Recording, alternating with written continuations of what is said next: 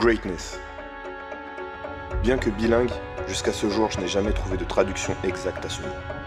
Grandeur, pouvoir, puissance, chacun de ces mots exprime quelque chose de grand, mais la greatness est bien plus grande encore. Je me suis alors demandé qu'est-ce qui nous rend grand, plus grand que les autres, à une grandeur où l'on restera inatteignable. Une chose est sûre, ce n'est pas le talent.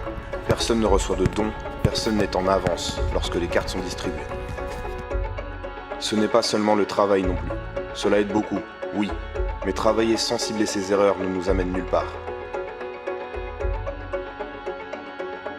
Enfin, la confiance joue un rôle plus que primordial dans cette ascension, mais ce n'est pas l'élément clé.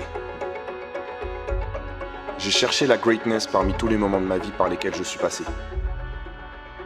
Je l'ai trouvée, mais sans jamais réussir à mettre un mot ou une image dessus. Puis j'ai fait le chemin inverse. Je me suis demandé qu'est-ce qui est l'opposé de la greatness. Qu'est-ce que la greatness déteste? La défaite? Sûrement pas, car elle fait partie du processus pour devenir grand. J'en suis arrivé à me dire que l'abandon est l'antonyme de greatness. Mais cela ne répondait pas à l'énigme de base. Qu'est-ce que la greatness?